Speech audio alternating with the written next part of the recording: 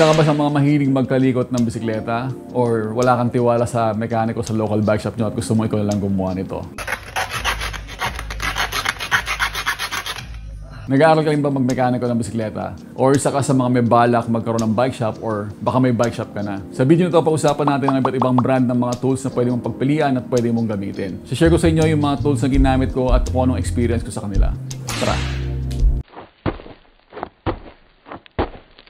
Magandang araw mga Mapsters, ako si Lawrence ng Lawrence Map TV. Dati ako mekaniko sa Lawrence Cycles, yun yung aking bike shop sa Kawit, Cavite. Kung saan doon ako naggawa ng iba't ibang klaseng bisikleta, no? From entry level hanggang sa high-end na bisikleta, naranasan kong gawin doon. So syempre, meron akong mga tools na ginamit. Yan ang pag-uusapan natin sa video na to dahil kung kayo yung klase ng tao na interesado sa mga tools na pang mekaniko ng bisikleta, ginawa ko tong video na to para sa inyo. Alam ko may mga iba't ibang brand sa market. Yan ang share ko sa inyo kung ano yung experience ko sa kanila and kung ano yung okay gamitin para sa akin.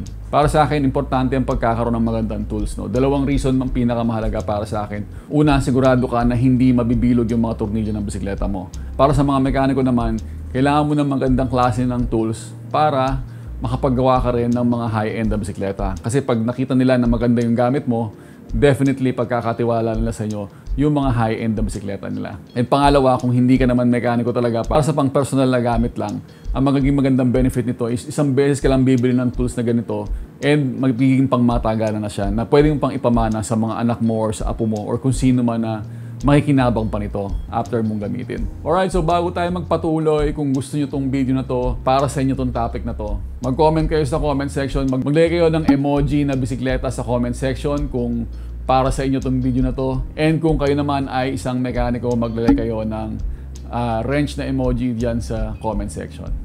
Tara, umpisa na natin.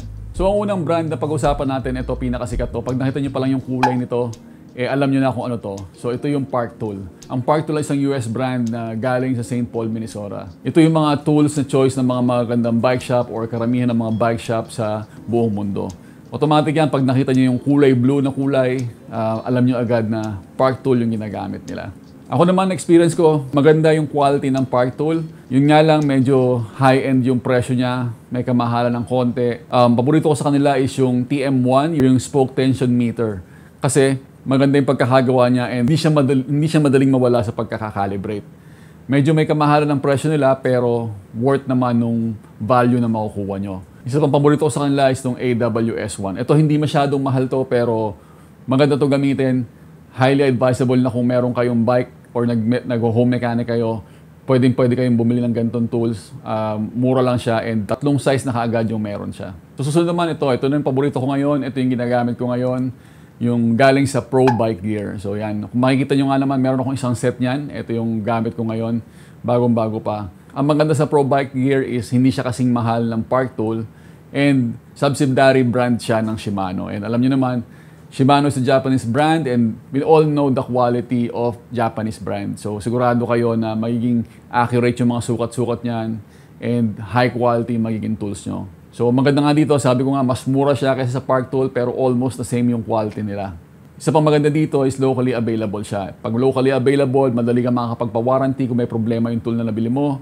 And madali ka makaka-order ng mga tools na kailangan mo. Lalagay ko na lang yung link sa website ng Neo Sigma dahil sila yung official distributor ng Pro Bike Gear. Kung meron kayong kailangan sa mga tools sa kanila, pwede nyo sila i-contact or pwede nyo check yung presyo dyan sa website na yan. Ang paborito ko sa kanila is yung torque wrench. Yan yung ginagamit ko ngayon. Mukhang accurate naman siya and madaling i-adjust yung Newton meter niya kung gaano katigas yung kailangan nyo. Sa experience ko sa aking bike shop noon, ang matagal kong ginamit sa kanila is yung cable cutter.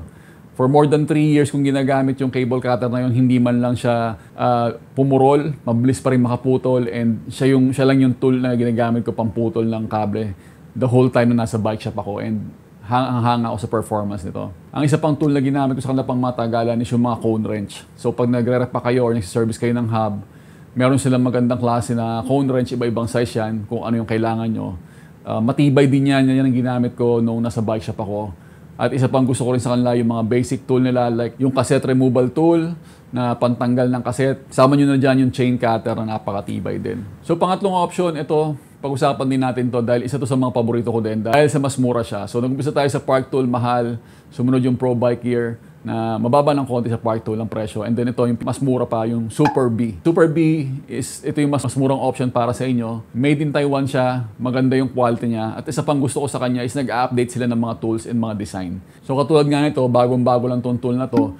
Ito yung TB1940 or Disc Brake Mount Pacing Tool. So itong ginagawa nito is papakinisin niya yung mount nung disc brake calipers para mas accurate yung pagkakalagay or hindi siya magkakaroon ng pag-rub or pagsayad sa mga rotors. Isa to sa common problema ng mga bagong frame ngayon na nakapang disc brake na hindi ganun kakinis yung mounting niya. Kaya tabingi or mahirap pantayin yung pinaka-caliper. So ito yung pinaka-basic pag nag-assemble ka. Bago lang to and isa sila sa unang nagkaroon ng ganitong klaseng tool para sa disc brake na frame. Ang paborito ko sa kanila is yung TB6618 na crank tool. Ito yung pang-puller or crank puller na ginamit ko na matagal. Bakit ko nagustuhan to? Dahil kung meron kayong Octalink na crank, hindi nyo na kailangan tanggalin pa yung dulo or gumamit pa ng adapter para mahugot yung Octalink. Sa mga nakakaalam dyan yun. Pwede na to sa Octalink tsaka sa hindi Octalink. So parang all-in-one na siya na crank puller. Yung Octalink kasi is yung unang version ng Halotech. So sila yung Halotech 1. Ibang klaseng puller yung kailangan mo dahil Halotech na yung gitna niya, hindi katulad ng mga regular na pang crank puller, kailangan niyang tukuran. So may mga kanya-kanyang diskarte yan para magawa yan. Pero pag itong pang Super B yung gamit nyo, parang 2-in-1 na siya. Pwede sa Octalink, pwede sa regular na ano. And yung aking gamit na gamit ng ilang taon, hindi nasira, hindi ako nagka-problema, hindi rin nakasira ng crank arm. Kasi importante rin yung kapit niya doon sa crank arm. Kapag kapit na kapit siya, may iwasan yung pagka-lost thread and pagkabunot ng crank doon. Magkakaroon pa kayo mas malaking problema. Isa pa sa bagong design nila ng tool is itong TBHD05 Stem Alignment Tool. So itong tool na to gumagamit ng laser pang point doon sa gulong para makita kung nasa gitna ba talaga yung manibela nyo. So ito nga sinasabi ko nga sa kanila is nag-update sila ng design ng mga tools and yun ang maganda sa kanila. However, ang concern ko sa kanila is limited ang mga distributor, limited ang stock dito sa Pilipinas. May mga nagtitinda ng ganitong tool online and may mga buy shop na nagkikarry ng Super B. However, hindi sila nag-i-stock masyado or hindi kompleto yung stocks nila. Alright, so yan tatlong yan yung top 3 choices ko.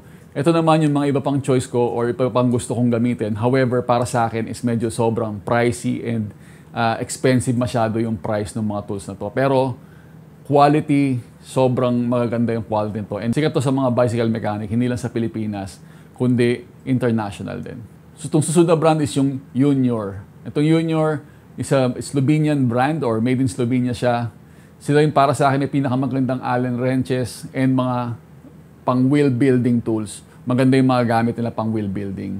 Yun nga lang, sobrang may kamahalan but yung quality nila pag nakahawak kayo, alam yung sobrang ganda. And para sa akin, when it comes sa quality, mas gusto ko yung quality ng Junior kaysa sa Park Tool.